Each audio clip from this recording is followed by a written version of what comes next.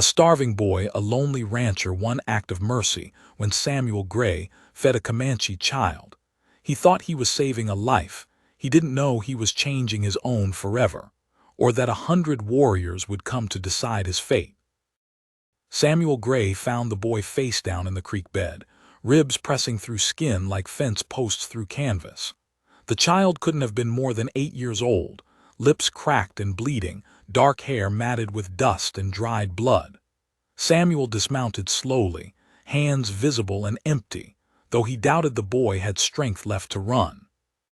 The creek had been dry for weeks, just like everything else in this God-forsaken stretch of West Texas, and this child had probably followed the empty channel hoping for water that wasn't there anymore. "Easy now," Samuel said quietly, kneeling beside the boy. "I'm not gonna hurt you." The child's eyes cracked open, black and feverish, and filled with a fear so profound it made Samuel's chest tighten. He recognized the buckskin clothing even in its tattered state, the beadwork barely visible under layers of filth. Comanche. That complicated things considerably, but Samuel had never been the kind of man to let a child die in the dirt regardless of what tribe he belonged to or what wars were being fought by men who should know better. Samuel gathered the boy up carefully, feeling how light he was, how fragile. The child barely stirred. "Got you now," Samuel murmured, more to himself than the boy. "Got you." He secured the child across his saddle and mounted behind him, turning his horse toward home. The sun hammered down mercilessly, the kind of heat that made the horizon shimmer and dance like everything was melting. Samuel's ranch sat another 5 miles west, a modest spread of parched land and stubborn cattle that somehow kept surviving despite the drought. He'd built it himself after the war, after he'd decided he was done taking orders and done shooting at people he had no real quarrel with.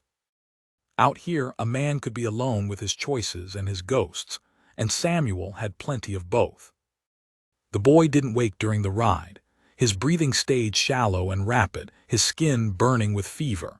Samuel pushed the horse harder than he normally would, watching the child's face for any sign of worsening. When the cabin finally came into view, small and weathered but solid, Samuel felt something loosen in his chest. He'd gotten the boy home. That was the first step. Inside, Samuel laid the child on his own bed, the only real bed in the cabin.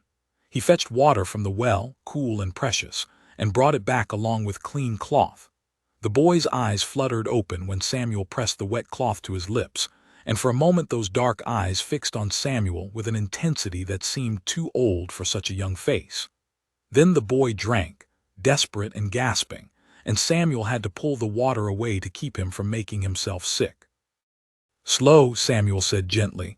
"Slow now, plenty more where that came from." He cleaned the worst of the dirt away, found cuts and bruises in various stages of healing, saw the telltale signs of someone who'd been running and hiding for a long time. The boy's feet were torn up badly, wrapped in scraps of leather that had long since stopped providing any real protection.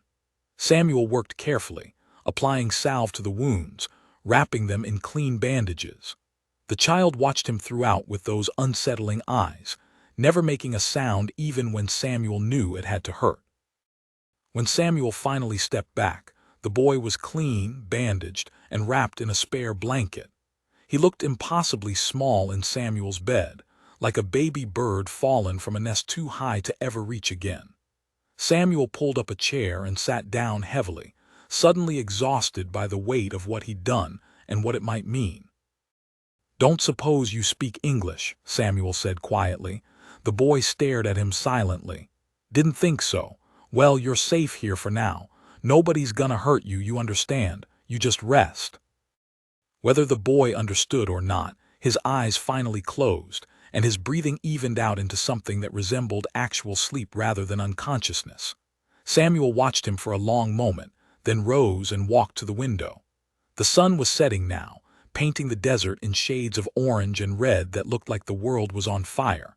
He'd taken in a Comanche child. The nearest settlement would hang him for it if they knew, or at least run him out. The army would be worse. And the Comanche themselves. Well, Samuel had no idea what they'd do, but he doubted it would be pleasant. Still, looking back at the sleeping boy, Samuel couldn't find it in himself to regret the choice.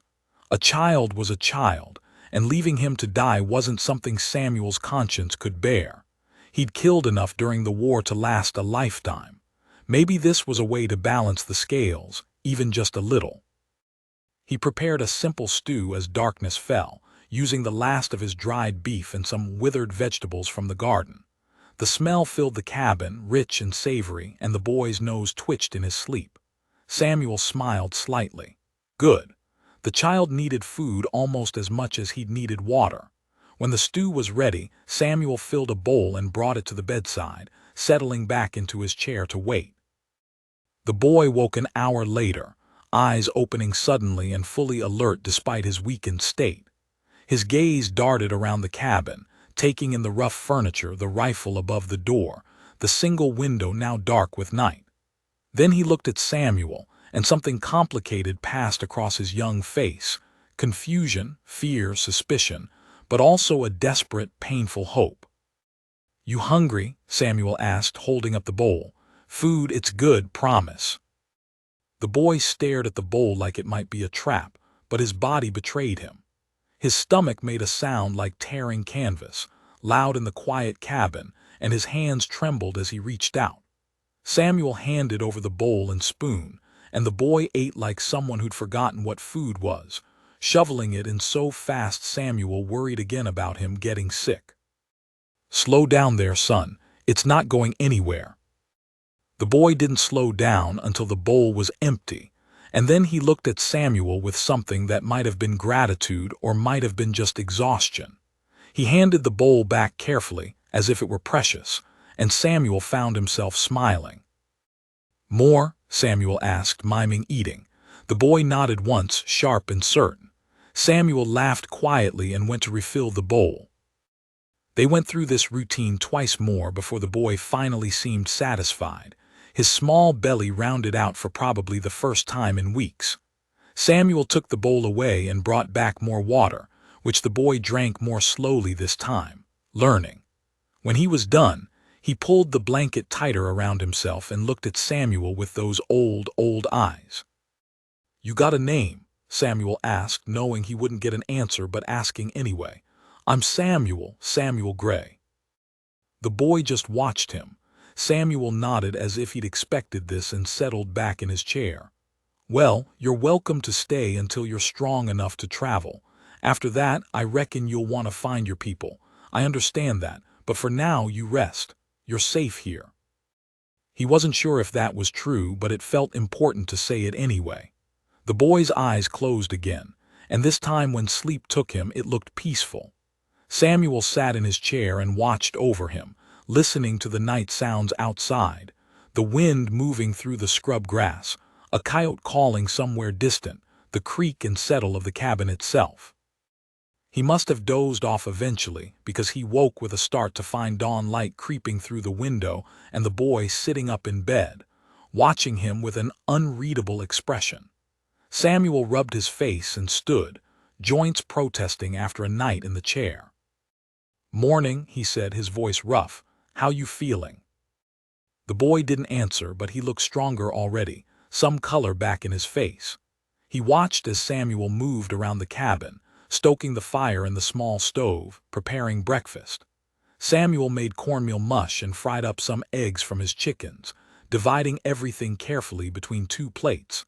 He brought one to the boy, who took it with both hands and ate more slowly this time, with something approaching manners. They ate in silence, and afterward Samuel helped the boy stand. His legs were weak and shaky, but he could walk with support. Samuel guided him outside to the outhouse, then brought him back and helped him wash his face and hands in a basin of clean water. The boy submitted to all of this with a strange dignity, as if accepting help was something he'd had to learn to do against every instinct. The morning passed quietly. Samuel went about his chores, feeding the chickens, checking on his small herd of cattle, repairing a section of fence that was coming loose. The boy stayed inside, but Samuel could see him through the window, moving around slowly, examining things with curiosity. He touched the books on Samuel's shelf, ran his fingers over the carved handle of a walking stick Samuel had made during a long winter, stood for a long time looking at the daguerreotype of Samuel's sister that sat on the mantel. She died of fever 15 years ago, but Samuel still kept her picture close. When Samuel came back inside for the midday meal, he found the boy sitting at the table with his hands folded, waiting. It struck Samuel as almost painfully polite, this small gesture of patience. He prepared more food and they ate together again in companionable silence. The boy's eyes kept drifting to the window, to the vast empty land beyond, and Samuel wondered what he was thinking. Was he planning to run, hoping his people would find him, afraid they wouldn't? That afternoon, Samuel decided to try teaching the boy some English. He pointed to objects around the cabin, table, chair, cup, window, and said the words clearly. The boy watched his mouth form the sounds, and after several repetitions he tried them himself. His pronunciation was thick with an accent Samuel didn't recognize, but he got the shapes right. Smart boy, quick learner. They spent hours this way, Samuel pointing and naming, the boy repeating. By evening, the child could identify a dozen objects and say Samuel's name with only a slight hesitation on the R. It felt like progress, like building a bridge between their worlds one word at a time. When darkness fell again, Samuel prepared dinner, and they ate by lamplight, the warm glow pushing back the shadows that gathered in the cabin's corners. After dinner, the boy looked at Samuel for a long moment, then touched his own chest. "Kia," he said quietly, his name. Samuel's throat tightened unexpectedly. "Kia," he repeated carefully, "that's a good name." The boy Kia nodded once, and something that might have been a smile flickered across his face, there and gone like lightning. Samuel smiled back, and for the first time since he'd found the child in the creek bed, he let himself hope that this might actually work out. Maybe Kia would get strong enough to leave safely. Maybe Samuel could help him find his tribe. Maybe this one small act of decency would be enough. He put Kia to bed again, watching as the boy's eyes closed and his breathing deepened into sleep. Then Samuel took his rifle from above the door and sat in his chair, the weapon across his knees. He wasn't sure why he felt the need for it tonight, but something in his gut told him to be ready. He'd learned to trust that instinct during the war, and it had kept him alive more times than he could count. The night deepened. The wind picked up, rattling the shutters and moaning around the eaves. Samuel's eyes grew heavy, but he forced them open, forced himself to stay alert. Hours crawled past. Midnight came and went. The moon rose full and bright, flooding the desert with silver light. And then, just as Samuel's vigilance was beginning to feel foolish, he heard it. Horses, many horses, moving slowly and quietly, but not quietly enough. Samuel's blood went cold. He rose carefully, moving to the window and peering out through the gap in the shutters. What he saw made his hands go numb. Warriors, dozens of them, maybe more, surrounding the cabin in a loose circle that was tightening with each passing moment. They sat their horses like they'd been born on them, faces painted for war, weapons ready. In the moonlight, Samuel could see them clearly, Comanche warriors, and they'd come for the boy. Or maybe they'd come for Samuel. Either way, he was a dead man unless he figured out what to do in the next few minutes. His heart hammered against his ribs as he looked back at Kia, still sleeping peacefully, unaware that his people had arrived. Samuel's hand tightened on his rifle, but what good would one rifle do against an army? He could fight and die, or he could open the door and face whatever was coming. Neither option seemed particularly appealing, but sitting here waiting for them to make the first move seemed even worse. Samuel Gray made his choice. Samuel set the rifle down carefully, deliberately, where it could be seen through the window. Then he walked to the door, placed his hand on the latch, and pulled it open. The night air hit him like a fist, cold despite the day's heat, carrying the smell of horses and leather and something else he couldn't name. Fear, maybe. His own. He stepped onto the porch with his hands visible and empty, raised slightly away from his body. The warriors hadn't moved, but he could feel their attention on him like physical weight. In the moonlight, their faces were masks of shadow and silver, unreadable and terrible. Samuel's mouth went dry, but he forced himself to stand straight, to meet their eyes even though everything in him screamed to run back inside and bar the door. For a long moment, nothing happened. The wind moved through the circle of riders, stirring feathers and long hair, making the horses shift and stamp. Then one warrior urged his mount forward, separating from the others. He was older than Samuel had expected, his face lined with age and experience, his hair streaked with gray. But his body was still strong, still capable, and the way he sat his horse spoke of absolute authority. This was a chief, or someone close to it. The warrior stopped 10 feet from the porch. His eyes moved over Samuel with an intensity that felt like being dissected, taking in every detail. The worn clothes, the calloused hands, the scars visible on Samuel's forearms where he'd rolled up his sleeves earlier. Then the warrior's gaze shifted to the open door behind Samuel, to the lamplight spilling out into the darkness, and Samuel knew without looking that Kiya must have woken, must be standing somewhere visible inside. "The boy," the warrior said in English that was better than Samuel's Comanche would ever be. "You have him." It wasn't a question, but Samuel answered anyway. "I found him dying in the creek bed. I brought him here, fed him, that's all." The warrior's expression didn't change. Why? Samuel almost laughed at the simplicity of the question, at how impossible it was to answer in a way that would make sense. "Because he was dying," he said finally. "Because he's a child. Because I couldn't just leave him there." "Many would." "I'm not many." The warrior studied him for another long moment, and Samuel felt like his soul was being weighed on scales he couldn't see. Behind the chief, the other warriors waited with the patience of men who'd learned long ago that some things couldn't be rushed. Their horses' breath made small clouds in the cold air, and somewhere in the distance, a night bird called out, lonely and strange. Then the warrior dismounted in one fluid motion and walked toward the porch. Samuel's instinct was to step back, to put distance between himself and this dangerous man, but he held his ground. The warrior climbed the steps until they stood face to face, close enough that Samuel could see the individual lines around his eyes, the small scar on his left cheek, the silver that threaded through his braided hair. "I am Tachwicka," the warrior said quietly. "The boy is my grandson." Samuel's heart lurched. Grandson, that changed everything and nothing all at once. "I didn't know," he said. "I just wanted to help him." Tachwicka's eyes searched his face, looking for lies or hidden intentions. Whatever he saw there must have satisfied him because he nodded slightly and turned toward the door. "I would see him."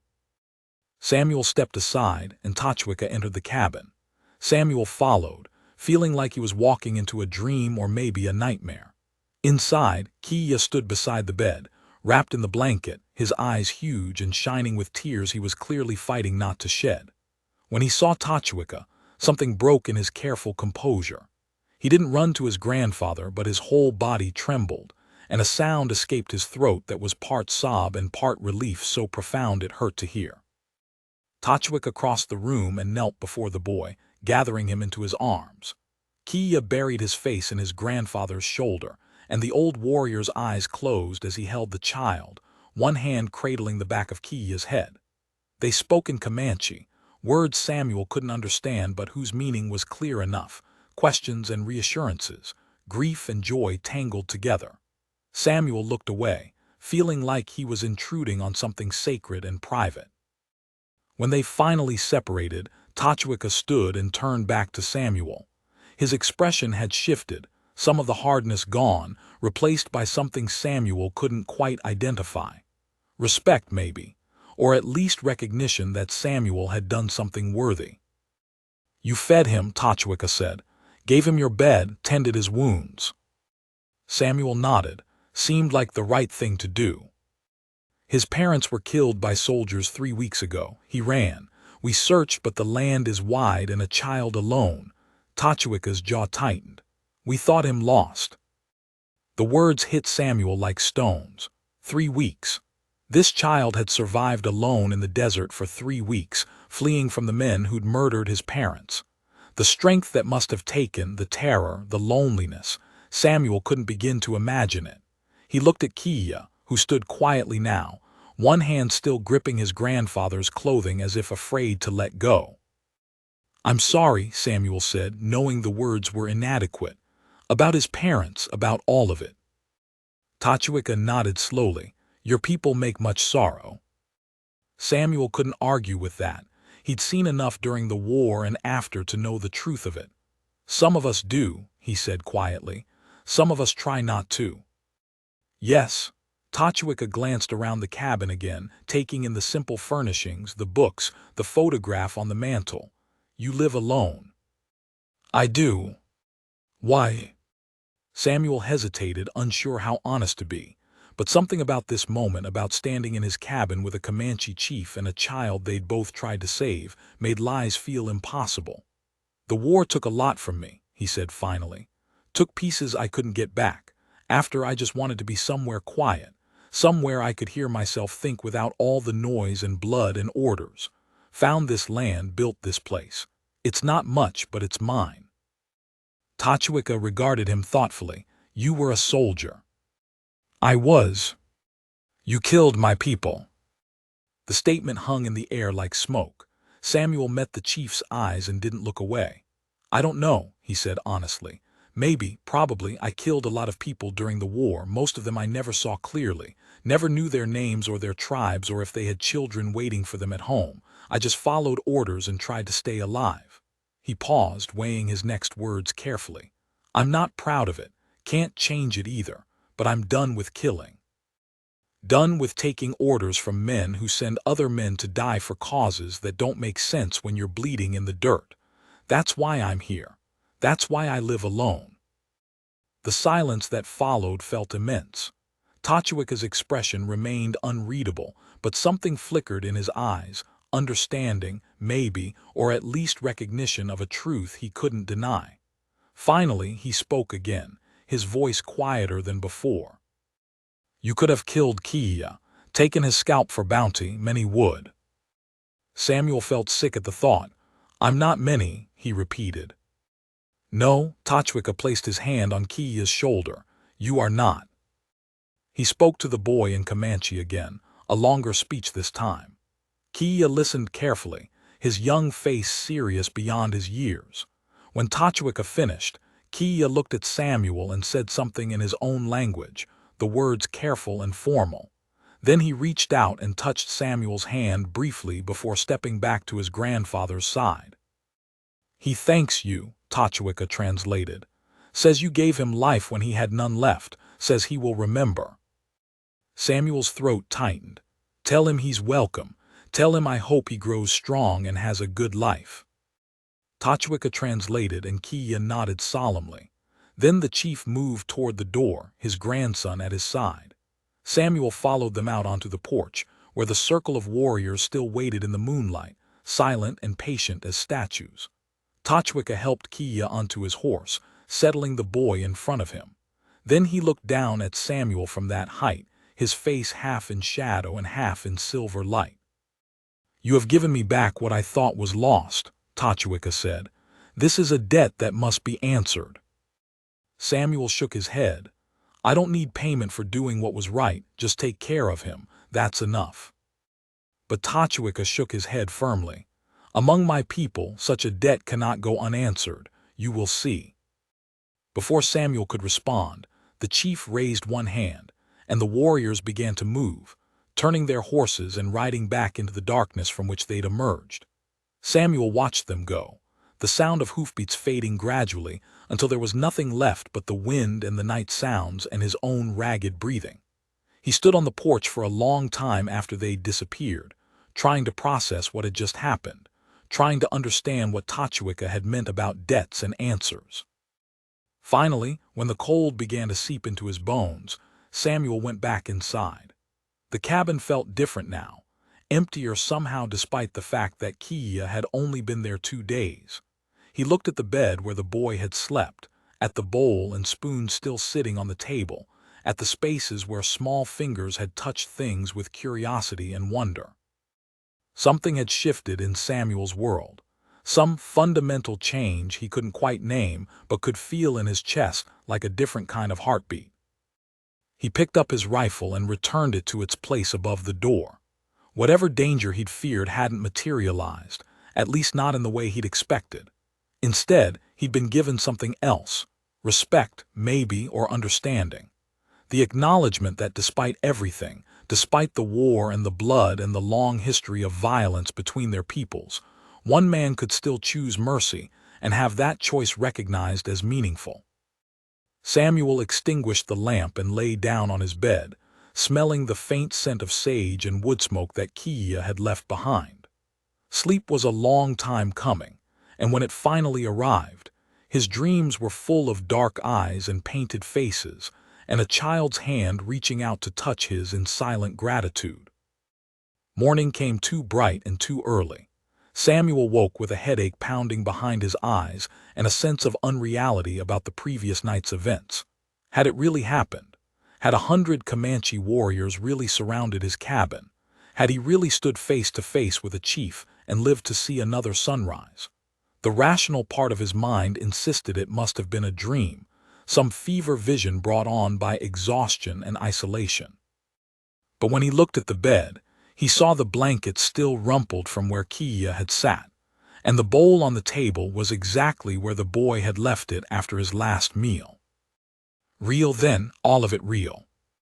Samuel rose and went about his morning routine mechanically, his thoughts elsewhere. He fed the chickens, gathered eggs, checked the water level in the well. Everything was exactly as it should be, perfectly normal, and yet nothing felt normal anymore.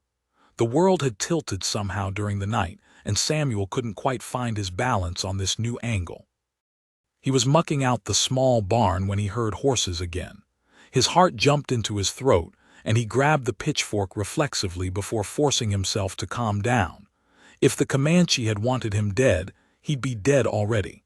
Still, he held the pitchfork as he walked out into the morning sun, squinting against the glare. 3 riders approached from the east, and these were definitely not Comanche.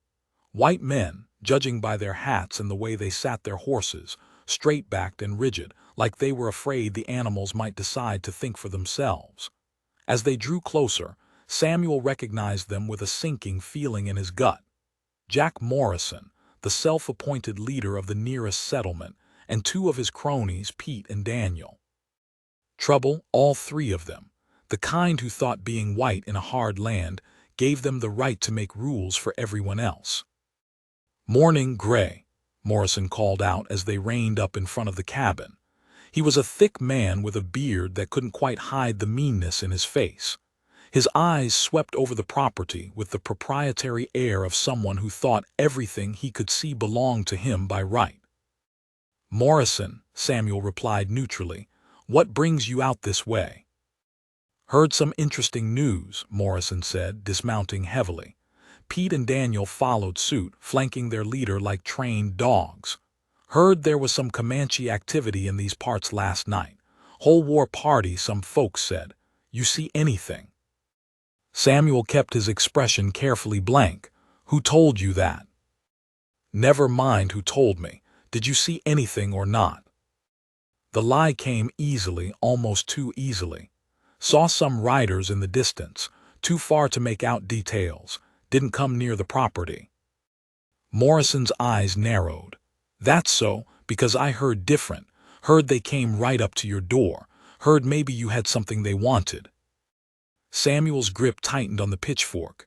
"Don't know what you heard, Morrison, but you heard wrong. Had a quiet night, that's all." "A quiet night?" Morrison smiled, and it wasn't friendly.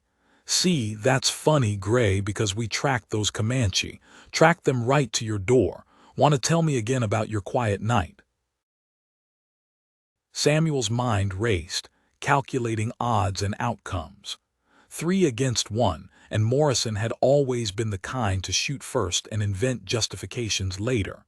But running or lying further would only make things worse. Sometimes the truth, or at least part of it, was the only card worth playing. "Found a boy," Samuel said finally, his voice level. "Comanche child half dead in the creek bed 2 days back. Brought him here, fed him, kept him alive. His people came for him last night. That's the whole story." The silence that followed felt dangerous. Morrison's face went through several expressions: surprise, anger, calculation, before settling on something that looked like righteous fury. "You harbored a Comanche," he said slowly, like he was tasting each word. "Gave aid and comfort to the enemy." "Gave water to a dying child," Samuel corrected. "There's a difference." "Not to the army, there isn't. Not to the good people trying to build something here while savages burn and kill and—" "He was 8 years old and starving to death," Samuel interrupted, his patience fraying. "What would you have had me do? Let him die?" "Yes," Morrison said flatly. "That's exactly what any sensible man would do. Those people are animals, Gray. You don't save an animal that's gonna grow up and bite you." Samuel felt something cold settle in his chest. He'd known men like Morrison during the war, men who could justify anything if it served their purposes, who could look at another human being and see nothing but an obstacle or a threat. "He was a child," Samuel repeated quietly. "And he's gone now. His people took him. So unless you came out here just to lecture me about my choices, I've got work to do." But Morrison wasn't finished. He stepped closer, his bulk intended to intimidate. Pete and Daniel moved with him, forming a semicircle that boxed Samuel against the barn. "See, here's the problem," Morrison said. "You living out here alone, doing whatever you please, that's one thing. But when you start making nice with the Comanche, that affects all of us. Makes them think they can come and go as they please, that we're soft, that we can be exploited." "I didn't make nice with anyone. I kept a child from dying." "You fed one of their warriors. That boy's gonna grow up, and when he does, he's gonna remember the white man who showed him mercy. And you know what he's gonna think? He's gonna think we're weak. He's gonna tell his people we're weak. And then they're gonna come for our settlements, our families, and the blood that gets spilled will be on your hands, Gray." Samuel wanted to argue, wanted to point out the twisted logic, the fear masquerading as reason. But he'd learned long ago that some men couldn't be reasoned with, especially when they'd already decided they were right. "Think what you want," he said tiredly. "But that boy and his people are gone, and I've got nothing more to say about it." Morrison's jaw clenched. For a moment Samuel thought the man might take a swing at him, might escalate this into violence that would force Samuel to defend himself. But then Morrison stepped back, his smile returning, cold and calculated. "Fine," he said. "You've said your piece. But understand something, Gray, you've made your choice. You've shown where your loyalties lie. And when the Comanche come again, and they will come again, don't expect help from decent folk. You're on your own." "I've always been on my own," Samuel said. "Suits me fine." Morrison mounted his horse with deliberate slowness, Pete and Daniel scrambling up after him. "We'll see how fine it suits you when winter comes and you need supplies from town.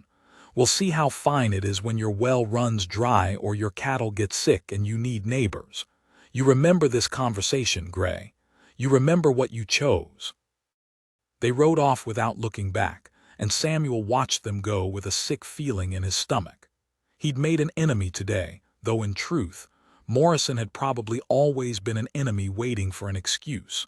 Men like that needed someone to hate, someone to blame for all the hardships of frontier life. Samuel had just volunteered himself for the role.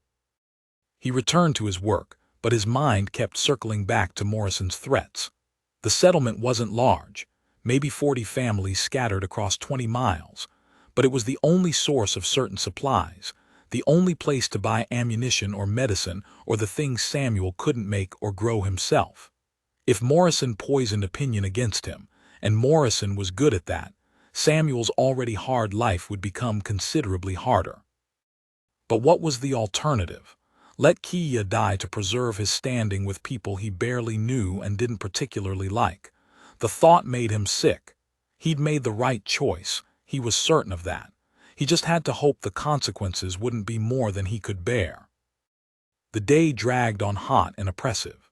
Samuel worked until his shirt was soaked through with sweat, trying to exhaust himself into not thinking. But when evening came and he sat down to a solitary meal, the silence felt heavier than usual.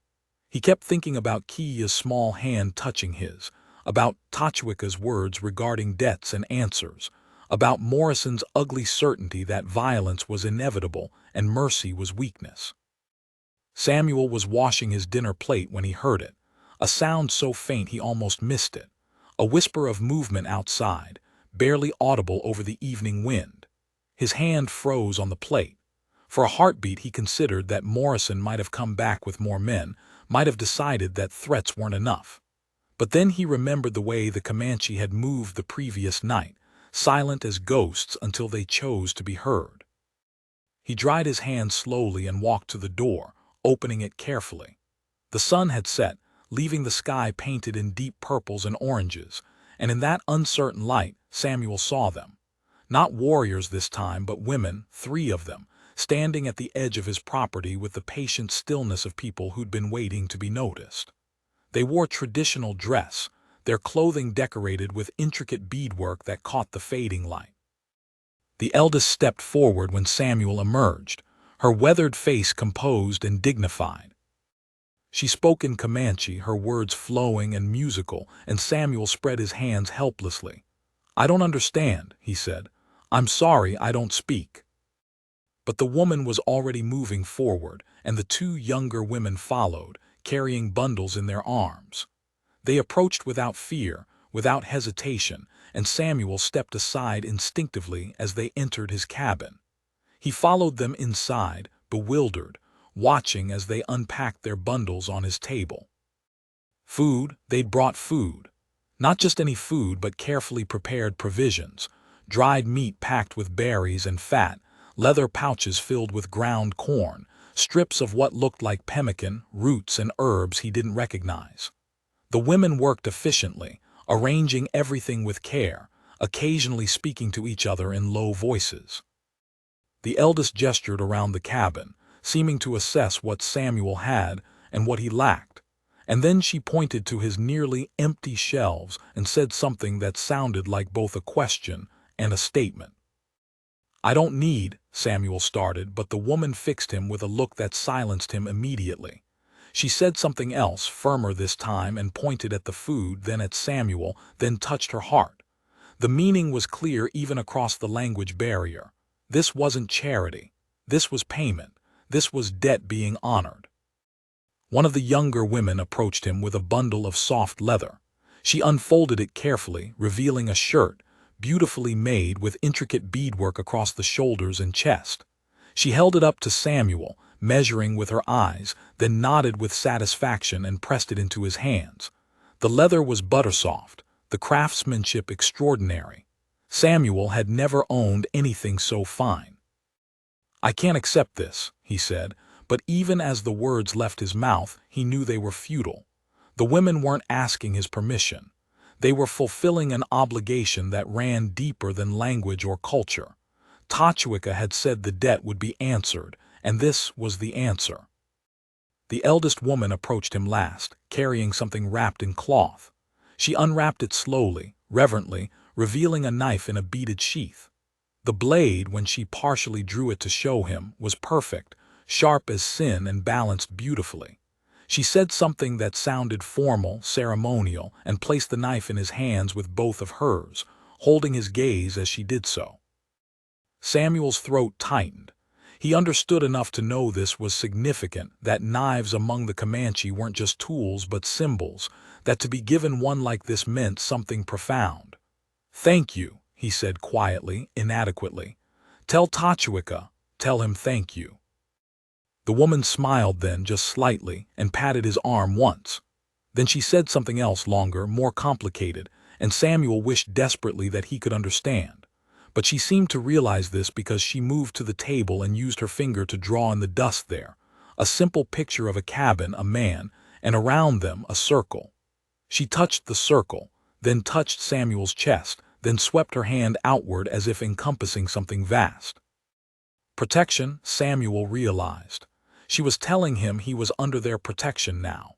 The debt wasn't just being paid, it was creating something new, some bond that transcended the usual boundaries between their peoples.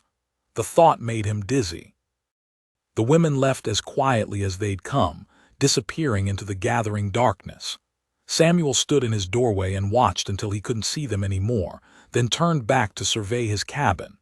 The table was covered with enough food to last him weeks, maybe months if he was careful. The shirt lay across his chair, beautiful and strange. The knife rested on the mantel, its beadwork catching the lamplight. He'd saved one boy's life, and somehow that single act had opened a door he hadn't known existed. Samuel wasn't naive. He knew this wouldn't change the bigger conflicts, wouldn't stop the army or the settlers or the inevitable grinding collision of cultures. But here, in this small corner of the world, something different had happened. Something that felt like hope, fragile and tentative but real. Samuel ate dinner from the food the women had brought, and it was the best meal he'd had in months. Afterward, he tried on the shirt, and it fit perfectly, like it had been made for him specifically.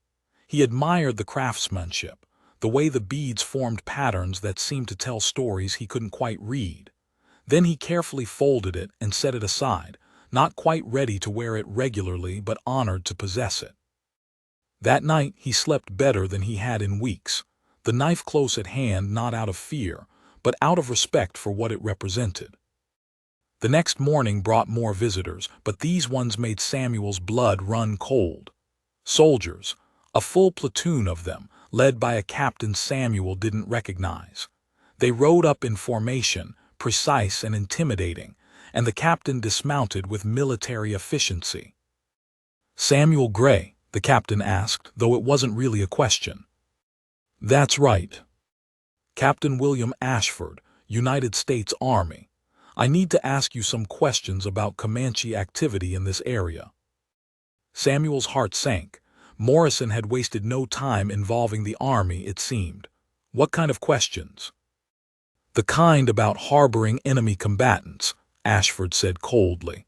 "The kind that could see you hanged if you give me the wrong answers." Samuel looked at the circle of soldiers, at their weapons, at the captain's hard eyes, and knew that whatever happened next would determine not just his immediate fate, but possibly the fragile peace he'd accidentally created. Morrison's warnings echoed in his mind. "You're on your own. You've shown where your loyalties lie." And Samuel understood with perfect clarity that he was standing at a crossroads with no safe direction to turn. "I think," Samuel said slowly, "you'd better come inside and hear the whole story." Ashford's hand rested on his sidearm. "I think that's a very good idea, Mr. Gray."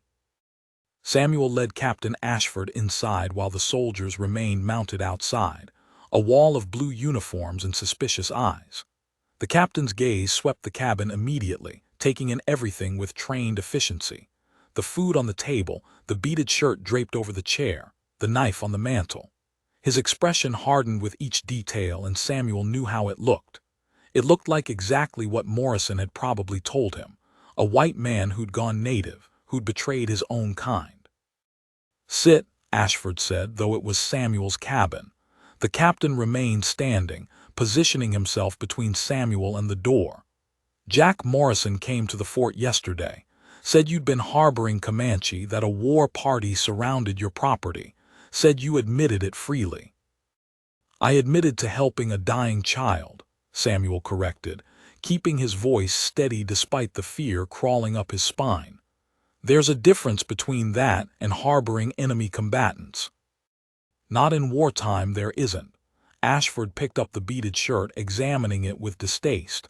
"And this, a gift from your new friends." "Payment," Samuel said, "for keeping their child alive." "Payment?" Ashford dropped the shirt like it burned him. "You understand what you're saying. You're admitting to providing aid that earned you rewards from hostile Indians. That's collaboration, Mr. Gray. That's treason." Samuel's hands clenched at his sides. "A boy was dying. I gave him water and food. If that's treason, then I don't know what we're fighting for anymore." "We're fighting for survival," Ashford snapped. "We're fighting to make this land safe for civilization, for families, for the future. And every time someone like you shows mercy to the enemy, you undermine everything we're trying to build. You make us look weak. You make them think they can negotiate, that they can coexist with us on their terms." Maybe they can, Samuel said quietly. The slap came fast and hard, Ashford's palm connecting with Samuel's cheek with enough force to snap his head sideways. Samuel staggered, caught himself on the table, tasted blood where his teeth had cut the inside of his mouth. He straightened slowly, met Ashford's furious gaze and said nothing. What was there to say? The captain had already decided what Samuel was, a traitor, a sympathizer, an obstacle to manifest destiny. Maybe they can, Ashford repeated mockingly. Tell that to the families at Sand Creek. Tell that to the settlers who have been massacred, scalped, burned out of their homes. Tell that to the soldiers who have died trying to keep people like you safe while you play humanitarian with savages. Samuel wiped blood from his lip. The boy's parents were killed by soldiers. He watched them die. He was 8 years old and alone and terrified. What was I supposed to do? Kill him myself to make sure he couldn't grow up and seek revenge? Yes, Ashford said without hesitation. That's exactly what you should have done, because now he will grow up. He'll remember your mercy as weakness. And when he's old enough to ride and fight, he'll come back here and burn this cabin to the ground with you inside it, and he'll feel justified because of everything we've done to his people. Or, Samuel said, he'll remember that one white man chose kindness. He'll remember that not everyone is his enemy. Maybe that matters. Maybe that changes something. Ashford laughed bitterly. You're a fool, Gray, a dangerous, naive fool, but here's what's going to happen. You're going to gather your things, only what you can carry. Then you're coming back to the fort with me to face charges. If you're lucky, they'll just hang you quick. If you're not, they'll make an example of you. Samuel's blood went cold. On what authority? On the authority of martial law in a combat zone. On the authority of a captain who's tired of watching good men die because civilians don't understand the realities of war. Ashford moved toward the door, calling out to his men, Corporal, get in here and secure the prisoner. 2 soldiers entered, young men with hard faces, and Samuel's mind raced through options. He could fight, but that would only end one way. He could run, but they'd shoot him before he made it 10 feet. He could comply and hope that reason would prevail at the fort, but Ashford didn't seem like a man interested in reason. Every choice led to darkness. The corporal grabbed Samuel's arm, and that's when they heard it, a sound that made everyone in the cabin freeze. It started low, almost below the threshold of hearing, then grew louder. Drums. War drums, rhythmic and resonant, coming from multiple directions at once. The soldiers outside began shouting, voices sharp with alarm, and through the cabin window, Samuel saw them scrambling, forming defensive positions, weapons raised. Ashford's face went pale, then red with fury. He strode to the door and looked out, and Samuel heard his sharp intake of breath. How many? The captain shouted to his men. Can't tell, sir. They're in the rocks, the trees, everywhere and nowhere. I count maybe 20 visible, but the drums sound like more, a lot more. Samuel moved to the window despite the corporal's grip on his arm. What he saw made his heart hammer. Warriors on horseback lined the ridges surrounding his property, visible but just out of rifle range. More moved through the scrub brush and rocks, appearing and disappearing like smoke. And the drums kept beating, a sound that got into your bones and made you understand how small you were, how vast the land was, how easily it could swallow you. They're surrounding us, one soldier called out, panic edging his voice. Sir, we're surrounded. Ashford's jaw worked furiously. He turned back to Samuel, and in his eyes was rage mixed with fear and something else, calculation. You did this, he hissed. You brought them down on us. I didn't do anything, Samuel said, but even as he spoke, he understood. This was Tachwicca answering the debt, protecting what he'd claimed to protect. Samuel was under their protection now, and the Comanche were making it clear that taking him would have consequences. Sir, what are your orders? The corporal asked, his voice tight with tension. Ashford stared out at the warriors, at the drums that kept beating their steady, ominous rhythm. His hand was on his pistol, but Samuel could see him calculating odds. 20 soldiers against an unknown number of Comanche, in terrain the warriors knew intimately, with no cover and no good options for retreat. It wasn't a fight Ashford could win, and he knew it. "Release him," Ashford said finally, the words seeming to cost him physically. The corporal's grip loosened, and Samuel stepped away, rubbing his arm. "Captain." "I said release him." Ashford's voice cracked like a whip. He turned to Samuel, his face twisted with impotent rage. "This isn't over, Gray. You think they'll always be there to protect you. You think this changes anything.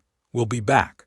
Maybe not today, maybe not tomorrow, but we'll be back, and when we come, there won't be enough Comanche in Texas to save you." Samuel said nothing. What could he say? Ashford wasn't wrong. This was a temporary reprieve at best, a postponement of inevitable confrontation. But it was also something else, proof that Tachwicka had meant what he said, that the debt was real and the protection was real, at least for now. "Mount up," Ashford shouted to his men. "We're moving out." The soldiers scrambled to obey, clearly relieved to be leaving. They formed up quickly, eyes constantly darting to the surrounding ridges where warriors watched with infinite patience. Ashford mounted last, giving Samuel one final look of pure hatred. "This land will be ours," he said quietly. "Every inch of it, and people like you, traitors who stand in the way, you'll be swept aside with the rest of the obstacles. Remember that when your Comanche friends aren't around to protect you anymore." Then he wheeled his horse and led his men out at a pace just short of a panicked retreat. Samuel watched them go, watched until they disappeared over the eastern ridge, and the dust of their passage settled back to earth. Only then did the drums stop, the silence that followed somehow louder than the beating had been. The warriors began to withdraw as well, melting back into the landscape with the same ghostly silence they'd arrived with. But one rider remained, sitting his horse on the near ridge. Even at this distance, Samuel recognized the proud bearing, the gray-streaked hair. Tachwicka raised one hand in what might have been greeting or farewell or acknowledgement, then turned and rode away, leaving Samuel standing alone in front of his cabin with his heart still racing and his mind struggling to process what had just happened. He'd been saved, protected. The Comanche had risked confrontation with the army to keep him safe, to honor their debt. The thought was overwhelming and terrifying in equal measure because Samuel understood what it meant. He was bound now, tied to people and events larger than himself. He couldn't remain neutral anymore, couldn't just be a man living quietly on his own land. He'd been claimed by both sides, Morrison and Ashford on one, Tachwicka on the other, and there was no safe ground left between them. Samuel went back inside and sat heavily at his table, his hands shaking with delayed reaction. He looked at the food, the shirt, the knife, all symbols of connection and obligation. He'd wanted to be alone, to live simply without being responsible for anyone or anything beyond his own survival. Instead, he'd opened his door to a dying child and set in motion events that were spiraling far beyond his control. The afternoon passed in a haze. Samuel tried to work but found himself constantly looking over his shoulder, waiting for soldiers to return or warriors to appear or Morrison to come back with a mob. But nothing happened.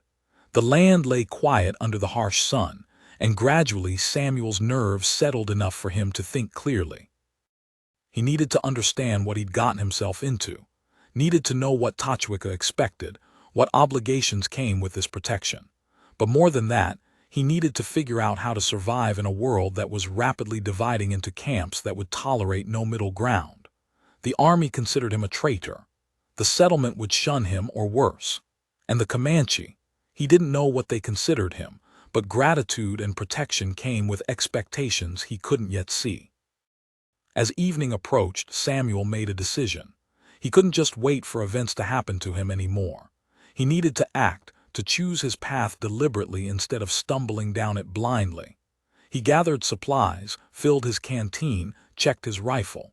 Then he saddled his horse and rode west, toward the territory where he knew Tachwicka's people camped. It was reckless, possibly suicidal. A white man riding alone into Comanche territory could disappear without a trace, and no one would ask questions or come looking. But Samuel had learned during the war that sometimes the most dangerous thing you could do was nothing. That passivity in the face of change was just another way of choosing death. The sun was setting when he found them, or rather when they found him. Warriors materialized from the landscape like they'd been born from the rocks and brush, surrounding him before he even knew they were there. Samuel raised his hands slowly, keeping them visible and empty except for the reins. He didn't speak. What would he say? Just sat his horse and waited for whatever would happen next. One warrior rode forward, young and suspicious, his hand on his weapon. He barked something in Comanche that Samuel didn't understand but whose tone was clear enough. Explain yourself or die. Samuel slowly reached for the knife on his belt, the one the women had given him, and drew it carefully, holding it up so the beadwork caught the last of the daylight. The young warrior's expression changed, surprise and something else flickering across his face. He said something to the others, and the circle around Samuel relaxed fractionally. Then the warrior gestured for Samuel to follow and turned his horse toward the west. Samuel obeyed, heart pounding but committed now to whatever came next. They rode for an hour through country that grew increasingly rugged, following paths that weren't paths, navigating by landmarks Samuel couldn't identify. Finally, they crested a rise, and Samuel saw the camp spread out below, teepees arranged in careful patterns, fires sending smoke into the darkening sky, people moving about in the routines of evening life. Children played at the camp's edge, their laughter carrying on the wind. Women tended fires and prepared food. Men worked on weapons and tools or sat in groups, talking. It looked peaceful, domestic, utterly at odds with every story Samuel had been told about savage Comanche warriors. The warriors led him down into the camp, and Samuel felt hundreds of eyes turned toward him. Conversations stopped. Children's play quieted.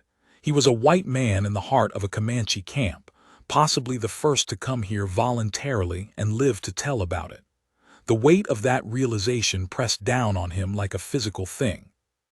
They stopped in front of a large teepee, more elaborately decorated than the others. The young warrior dismounted and gestured for Samuel to do the same. Samuel climbed down carefully, his legs unsteady after the long ride. The warrior spoke to someone inside the teepee, and a moment later Tachwicka emerged.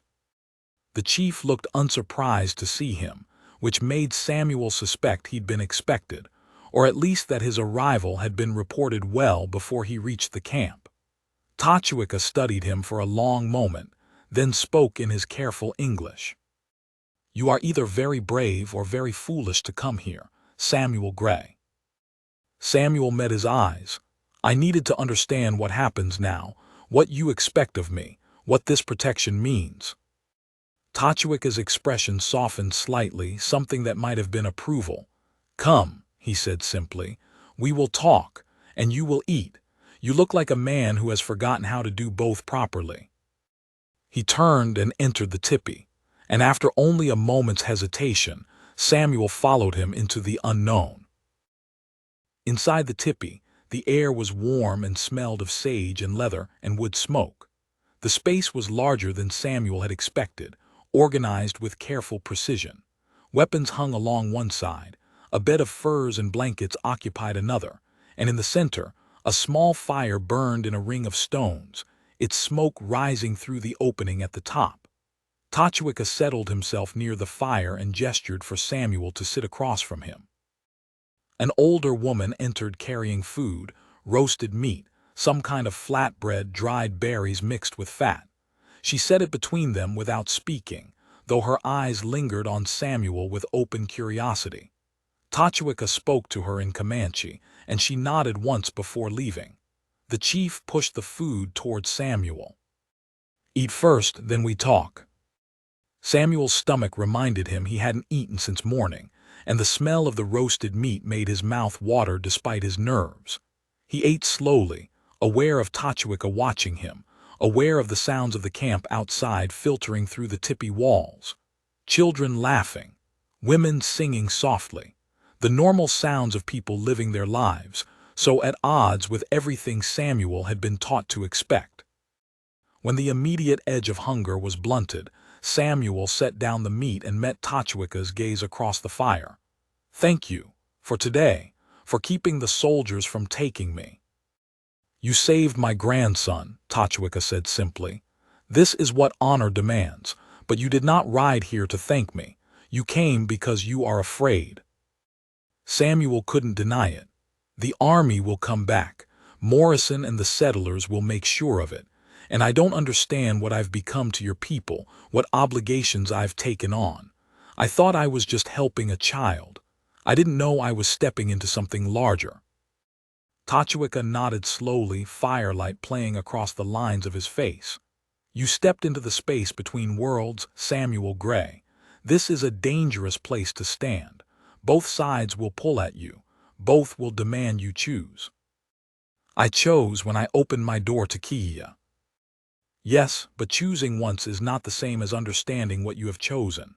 Tachwika paused, seeming to gather his thoughts. "My people have watched your people come for many seasons now. We have seen what you bring: sickness, death, broken promises, land stolen and fenced. We have tried to fight. We have tried to flee. We have tried to make peace. Nothing works. Your people always want more, always push further." Samuel heard the weariness in the chief's voice, the weight of watching his world collapse piece by piece. "I know," he said quietly. "I've seen it too. I don't know how to stop it." "You cannot stop it," Tachwika said flatly. "No one can. The flood is coming and we will drown in it.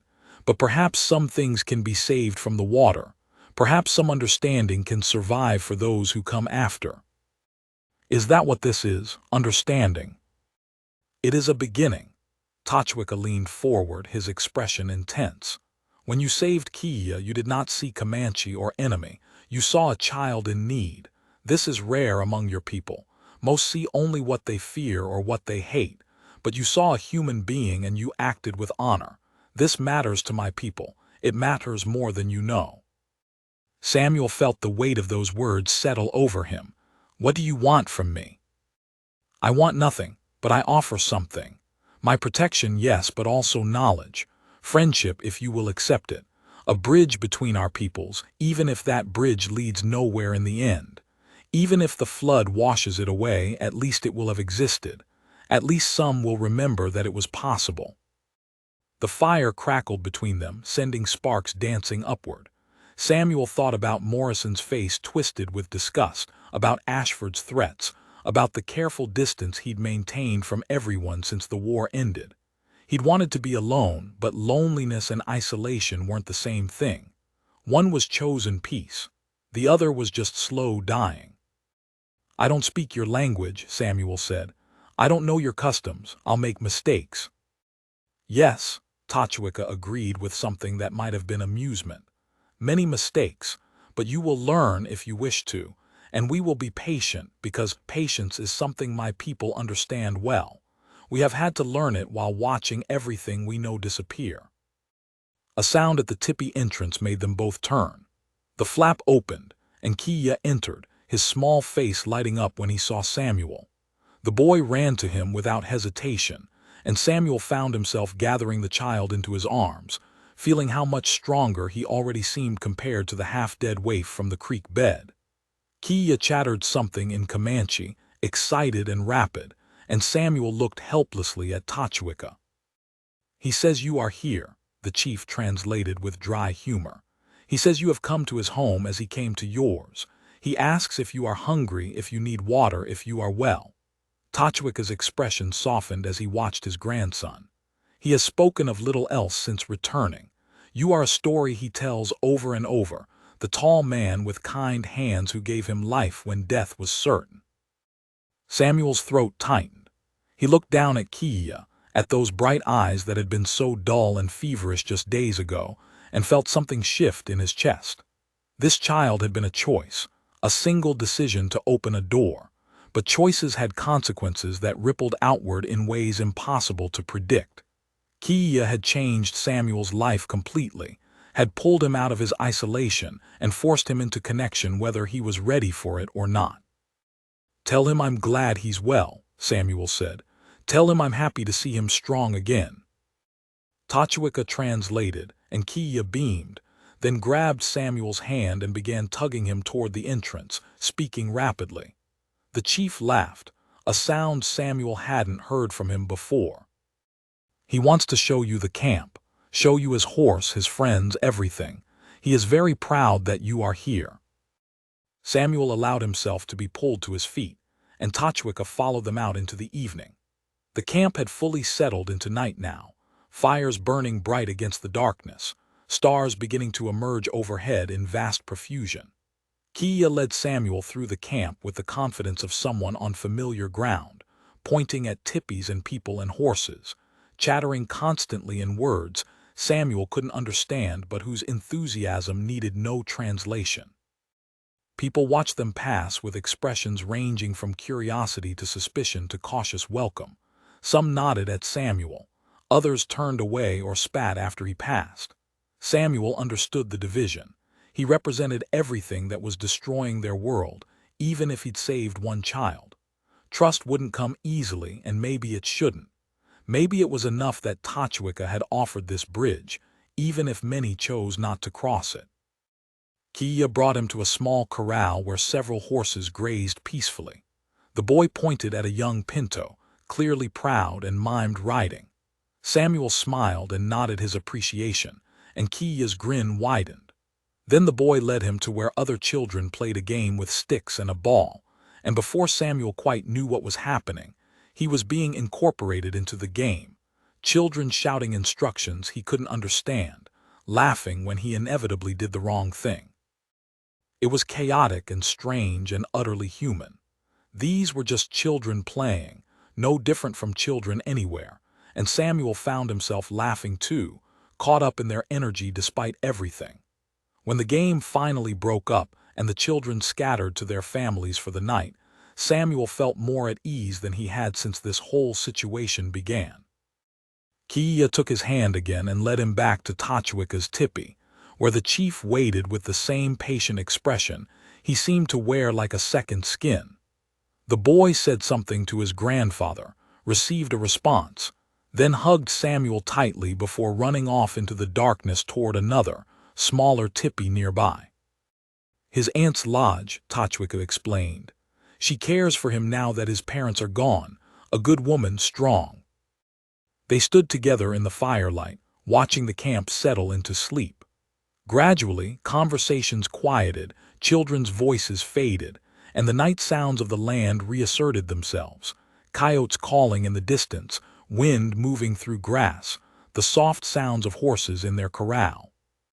"You should stay tonight," Tachwicca said quietly.